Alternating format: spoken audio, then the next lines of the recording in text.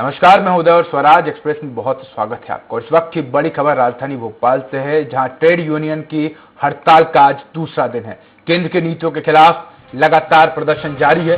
तो अपनी मांगों को लेकर बैंक, बीमा, आंगनबाड़ियों के कार्यकर्ता हड़ताल पर हैं।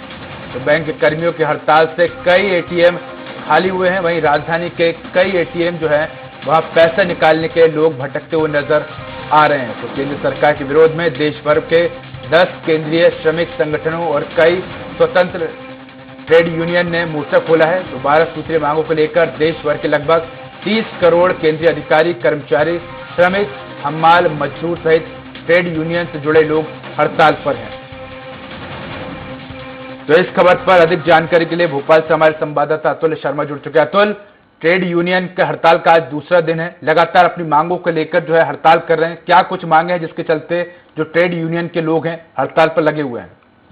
देखिए उदय, बिल्कुल लगभग 12 सूत्रीय मांगे हैं ट्रेड यूनियन की। और मध्य प्रदेश में अगर हम बात करें तो ट्रेड यूनियन संयुक्त मोर्चा के जो है बैनर तले लगभग 20 से ज्यादा संगठन जो है वो हड़ताल पे। हालांकि पूरे देश में इस समय हड़ताल की जा रही है और राष्ट्रीय स्तर पर श्रमिक संगठन जो है लगभग 12 ऐसे संगठन हैं जो हड़ताल कर रहे हैं। आज हड़ताल का दूसरा दिन है और अलग अलग मांगे हैं उदय। अगर इसमें महत्वपूर्ण अगर हम देखें तो सबसे महत्वपूर्ण मांग आंगनबाड़ियों की है, बैंकर्स की है। बैंक में जिस तरीके से बैंक का निजीकरण किया जा रहा है तो उसको लेके तमाम जो है देश के बैंकर्स हड़ताल पे, अधिकारी कर्मचारी जो है हड़ताल का समर्थन किए गए हैं। और कहीं ना कहीं से पहले दिन जब हड़ताल हुई उसको काम प्रभावित होते हुए हमें दिखाई दिया।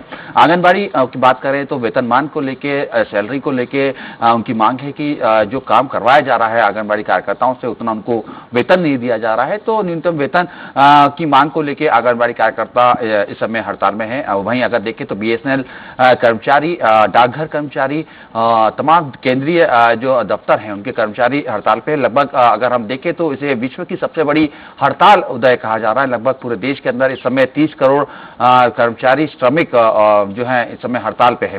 बहरहाल केंद्र सरकार के खिलाफ ये हड़ताल है और तमाम जो नीतियां है केंद्र सरकार की उसका विरोध किया जा रहा है। और साफ तौर पे ये आरोप है कि केंद्र सरकार श्रमिकों का और जो मजदूर है उनका जो है दोहन कर रही है, उनका शोषण कर रही है और इसी के खिलाफ ये आंदोलन खड़ा किया जा रहा है। आज दूसरा दिन है, 2 दिन की हड़ताल रहेगी और आज भी सुबह से ही तमाम जो श्रमिक हैं, अधिकारी कर्मचारी है केंद्रीय विभाग के, वो हड़ताल पे रहेंगे। सबसे महत्वपूर्ण देखिए होता है, हमने देखा कि जो पहले दिन की जब हड़ताल रही तो सबसे ज्यादा बैंक सेक्टर में ही इसका फर्क पड़ा। एटीएम, तमाम जो एटीएम केसलेस हुए, जहाँ पे जो एटीएम में जो केस वो खाली पड़ा हुआ था। और साथ में अगर हम देखें तो दूसरे मंडी जो है, मंडी पे भी इसका प्रभाव पड़ा। भोपाल की जो करोड़ मंडी है वो भी कल बंद रही, कोई भी लेन देन वहां से नहीं हुआ। यानी कुल मिला के ये कह सकते हैं कि एक बड़ा हड़ताल का एक बड़ा प्रभाव हमें मध्य प्रदेश में और राजधानी भोपाल में देखने को मिल रहा है। राजधानी भोपाल के नीलम पार्क पे तमाम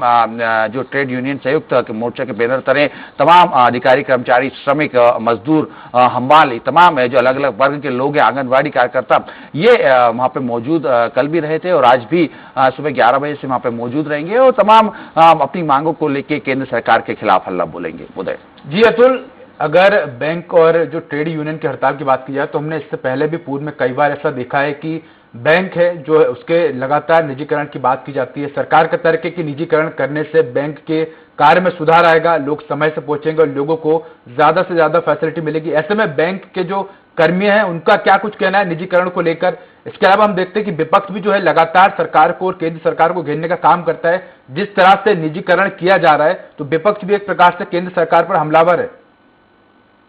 हम देखें तो केंद्र सरकार का बैंकों को निजीकरण करने के पीछे तर्क ये है कि उनका कहना है कि सामाजिक जो बैंक हैं वो घाटे में जा रहे हैं। हालांकि तमाम जब बैंकर्स से हमारी कल बात हुई, तमाम संगठन मोर्चे के जो बैंक के अलग अलग जो है संगठन मोर्चे के जो अधिक पदाधिकारी हैं उनसे जब हमारी कल चर्चा हुई तो उनका साफ तौर पर कहना था कि जो भी बैंक हैं जिनको कहा जा रहा है वो घाटे में जा रहे हैं, वो घाटे में नहीं है, तमाम बैंक फायदे में है। और निजीकरण करके ये एक बैंक को किसी एक सेक्टर, एक हाथ में दिए जाने की कोशिश की जा रही है, इसी का विरोध किया जा रहा है। निजीकरण अगर होता है तो तमाम अधिकारी, कर्मचारी या जो बैंक से जुड़े हुए जो लोग हैं हैं उनको सीधे तौर पे इसका नुकसान होगा और इसी का ये विरोध करते हुए दिखाई दे रहे हैं। हालांकि देखिए विपक्ष का तो सीधे तौर पे मानना यह है कि जो तमाम जो मांगे हैं, यानी कि आंगनबाड़ियों की जो मांग, कार्यकर्ताओं की मांगे, आशा उषा कार्यकर्ताओं की जो मांगे, डाक विभाग के जो कर्मचारी बैठे हुए हैं हड़ताल पे उनकी जो मांग है, बीएसएनएल की हम बात करें उनके जो कर्मचारी हैं वो हड़ताल पे हैं, अगर दूसरे संगठनों की जो हम्मालों की बात करें, जो मंडियों में हम्माल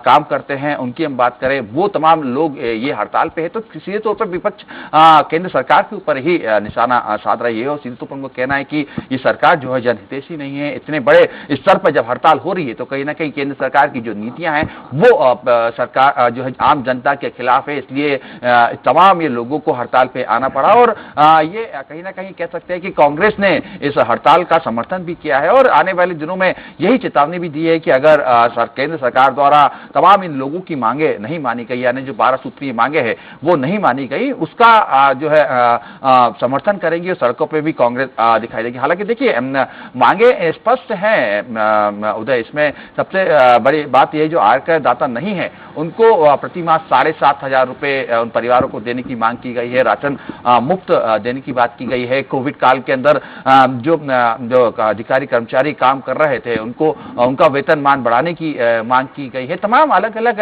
सेक्टर की अलग अलग तरीके से जो मांग है वो जरूर रखी गई है, लेकिन केंद्र सरकार इसके ऊपर कितना ध्यान देती है, इनकी मांगे कितनी पूरी होती हैं, ये तो आने वाला वक्त ही उदय साफ करेगा। लेकिन ये जरूर कह सकते हैं कि एक बड़ा आक्रोश जो है केंद्र सरकार के खिलाफ पनपता हुआ हमें दिखाई दे रहा है, क्योंकि एक बड़ा वोट बैंक लगभग अगर हम देखें तो जिस तरीके से ये कयास लगाए जा रहे हैं कि लगभग पूरे देश के अंदर 30 करोड़ लोग हड़ताल पे हैं आज और कल, एक बड़ा वोट बैंक केंद्र सरकार के खिलाफ जो है विरोध में रहेगा, तो साफ तौर पर इसका नुकसान भी केंद्र सरकार को मिलेगा, राज्य सरकार को आने वाले दिनों में मिल सकता है। जी अतुल, अगर देखा जाए तो सरकारी विभागों की बात की जाए तो आम जनता जो है अधिकतर सरकारी विभागों के काम से हमेशा परेशान नजर आती है। जिस तरह से वो अधिकारियों के चक्कर काटते हैं, अधिकारियों का जो धीमा रवैया होता है उस तरह से देखा जाए तो आम जनता को काफी परेशानी होती है। ऐसे में अगर बैंकों की बात की जाए तो एक तरफ गवर्नमेंट बैंक और एक तरफ प्राइवेट बैंक है। अगर प्राइवेट बैंकों की बात की जाए तो वहां के जो अधिकारी कर्मचारी है वो खुद आपके घर आते हैं और आपको सेवा देके जाते हैं, लेकिन गवर्नमेंट बैंक की बात की जाए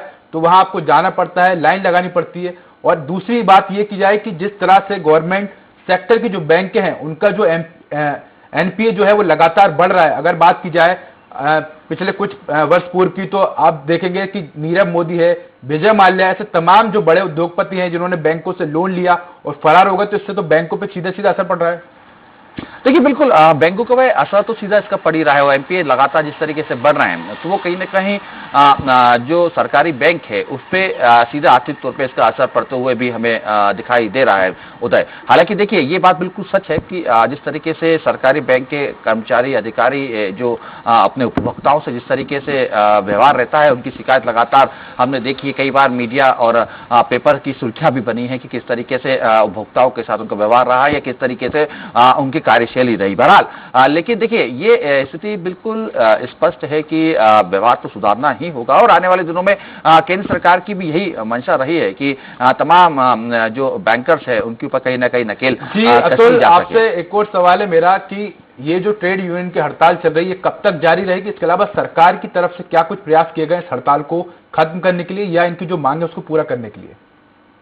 उदय, ट्रेड यूनियन की जो हड़ताल है वो 2 दिन की थी, सोमवार को शुरू हुई, यानी कि कल और आज ये हड़ताल रहेगी। हालांकि देखिए केंद्र सरकार की तरफ से अभी कोई सार्थक कदम इस हड़ताल को लेकर नहीं उठाए गए, कोई व्यवस्थित कह सके कि कोई सरकार की तरफ से कोई नुमाइंदे से कोई बात हुई हो, अभी तक संगठनों की ऐसा भी सूचना अभी तक तो हमारे पास नहीं आई है। यानी कुल मिला के कह सकते हैं कि सरकार और तमाम ट्रेड यूनियन के जो मोर्चा संगठन के जो पदाधिकारी है, जो कर्मचारी है, हमाल वर्ग है, वो कहीं ना कहीं इस समय सरकार के सामने खड़े हुए हैं और सीधे तौर पे इसका असर जरूर हमें दिखेगा। हालांकि कल जब आंगनबाड़ी कार्यकर्ता उषा कार्यकर्ताओं से जब हमारी बात हुई तो सीधे तौर पर उनका भी यही कहना था कि अगर सरकार की हमारी जो मांगे हैं, जो वो अपनी मांगों को वैध मांग भी बता रही कि जो मांगे हैं वो अगर नहीं पूरी होती है तो आने वाले दिनों में और भी उग्र प्रदर्शन जो है मध्य प्रदेश की धरती पे होता हुआ हमें दिखाई देगा। हालांकि ये चेतावनी थी, लेकिन आने वाले दिनों में किस तरीके से जिस तरह से ये हड़ताल जारी है इससे सीधा सीधा